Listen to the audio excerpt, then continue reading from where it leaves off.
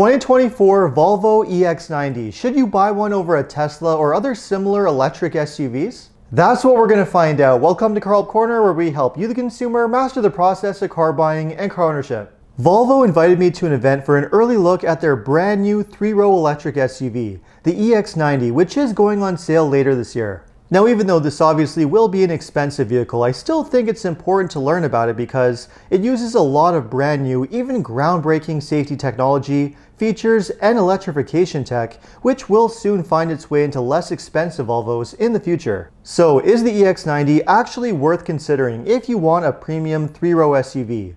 Is it a better EV than competitors such as Tesla, or even Volvo's own XC90 Recharge plug-in hybrid? Well, make sure to stick around until the end of the video because that's what we're going to find out. And if you enjoy and get value out of this video, make sure to subscribe and turn on the notifications. I post 2 videos a week, always straight to the point, valuable car buying advice designed to help you, the consumer. Now, I did film a video at the event, but due to some camera issues, I was forced to reshoot it this way, but that's okay. To start things off, how exactly does the EX90 differ from the XC90, which is a well-known model in the Volvo lineup? Now, Volvo didn't have exact dimensions to share, but in terms of overall size, both SUVs are very close. Both are large 3-row SUVs that are able to accommodate up to 7 passengers and also a little bit of cargo too. The EX90, however, does have a little bit of an advantage because it is a little bit bigger than the XC90, and it also is a little bit more comfortable to sit in thanks to those completely flat floors, thanks to having that large battery.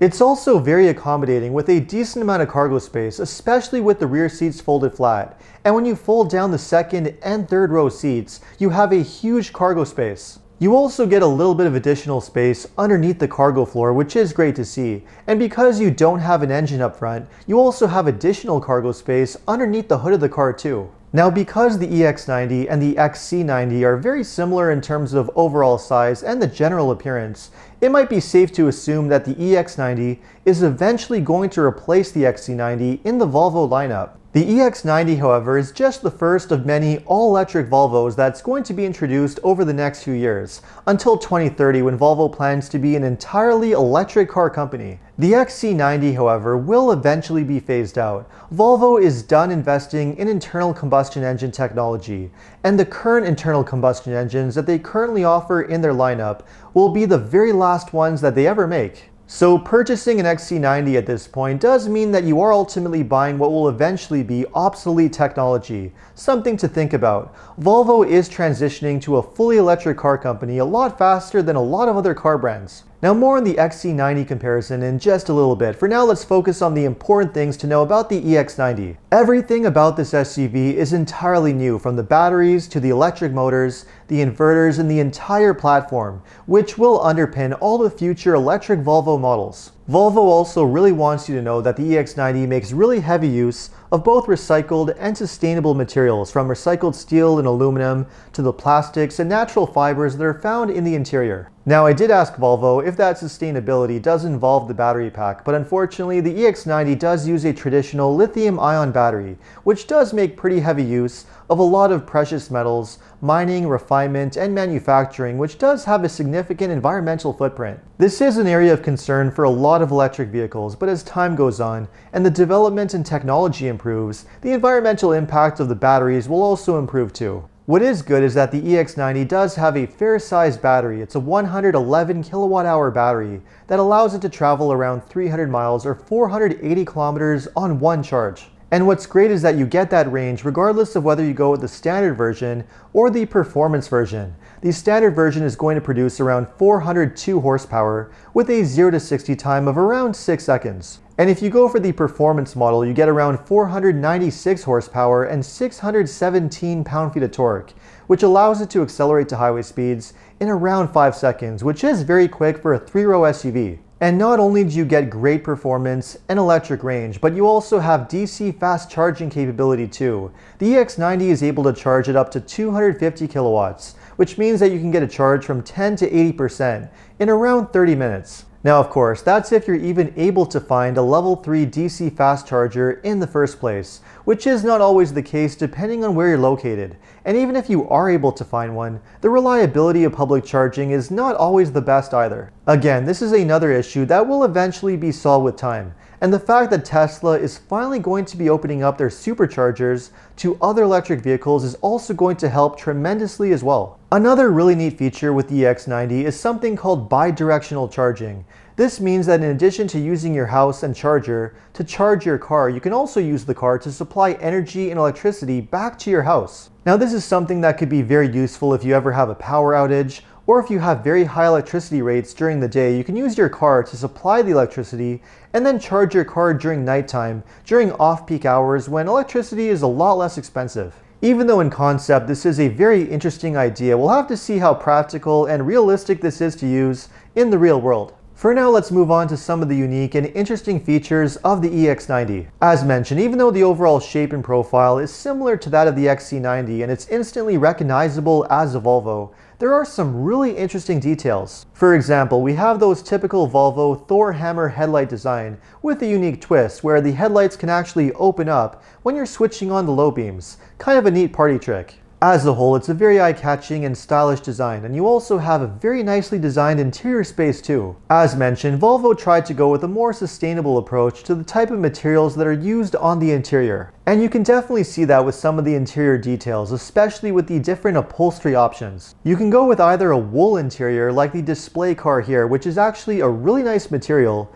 or if you want, you can also go with a synthetic leather, which Volvo calls Nordico. Either way, both are very high quality and definitely give the EX90 a very high quality luxury feel, along with the other details and finishes that are used throughout the interior. There's no question, when it comes to the build quality, the fit and finish, this is a really well designed SUV, and it's a complete night and day difference when you compare it to something like the interior of a Tesla. And not only does the interior feel very luxurious, but it's also going to have class-leading technology too. At the center, we have a 14.5-inch touchscreen infotainment system, which uses an updated Google user interface. And the fact that we have a Google touchscreen is a very good thing, which means it's going to be very fast and responsive, and you're going to have access to Google Apps, including the Google Play Store and also Google Maps for your navigation. You're also going to find some really nice high-end details which you won't find on a Tesla, including a 25-speaker Bowers & Wilkins sound system that even has speakers built into the headrests. Other nice details include a very roomy second row seat that can fit 3 passengers across, including a built-in booster seat for small kids. The third row seats are also electrically adjustable, and even though they don't have the most amount of passenger space, you can fit 2 shorter adults back there if you need to. But not only is this shaping up to be a really impressive SUV as far as space and technology is concerned, but it's also going to be a class-leading SUV when it comes to safety. Of course, Volvo is a company that's really well known for its strong focus on safety, and the EX90 is supposedly going to be the safest vehicle that Volvo has produced so far. A strong part of that is not only the passive safety, which is all the safety features that helps protect you in the event of an accident, but also dramatically enhanced active safety too. The EX90 is going to have a wide range of ultrasonic sensors, cameras, and even a LiDAR sensor, which is located at the top of the windshield. What this essentially means is that the EX90 will have far greater detection ability and being able to avoid obstacles and even small objects that humans would notice while driving. And it will also have much better semi-autonomous driving performance when using features like Pilot Assist. It is also hardware ready for fully autonomous self-driving whenever or if ever that becomes enabled in the future. Volvo claims that all of this enhanced safety technology is going to reduce the likelihood of serious accident injuries or death by around 20%, which is really impressive considering that the XC90 was already one of the safest luxury SUVs that you could buy. Now I know what some of you are probably thinking, isn't having all of this super advanced and expensive technology going to be an absolute nightmare when it comes to servicing and as far as repairs are concerned? Well, of course Volvo wasn't able to answer those kind of questions, but if I had to guess, I would say yes it will be. Now this normally wouldn't be a huge issue if we were talking about a company like, say, Lexus, a brand that's really well known for having very strong reliability, despite how complicated or advanced their vehicles are. But unfortunately, that's not always the same situation with a brand like Volvo, which has a bit of a hit or miss reputation when it comes to the reliability of their vehicles. In fact, the XC90 is one of the lowest ranked vehicles by Consumer Reports in their annual reliability study with a wide range of issues, most of which are electronic in nature,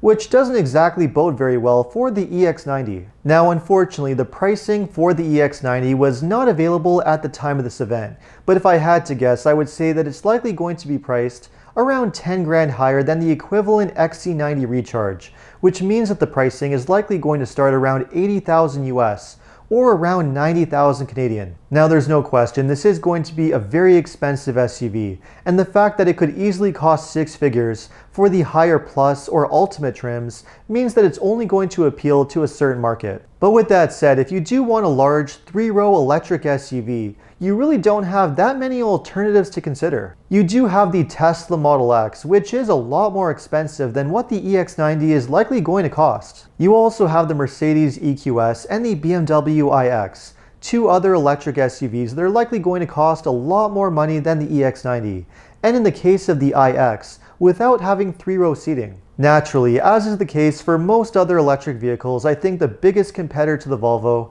is going to be Tesla. The reality is that for the most part, Teslas tend to offer the longest range, they have the best charging infrastructure with Tesla's amazing supercharger network, and they also offer the best value. And even though they are known for having some issues here and there, anybody who is realistically expecting a European brand luxury SUV from a brand like Mercedes, BMW, or even Volvo to be even more reliable than Tesla, it's probably wishful thinking. With all that said, however, I still think that the Volvo EX90 is going to be a really impressive SUV.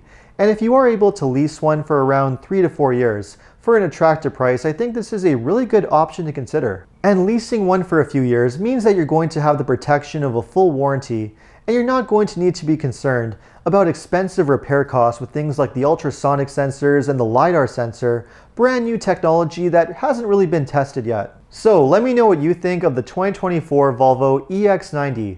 Would you consider buying one, or would you consider buying a future electric Volvo too? Let me know in the comments, and if you enjoyed this video, make sure to like and subscribe. You can also check out my other car videos by clicking these links over here. Make sure to follow me on TikTok and Instagram, and if you need additional car buying advice, recommendations, or help with getting a great deal on your next new car purchase, make sure to check out carhelpcan.com. Thanks so much for watching, and see you next time.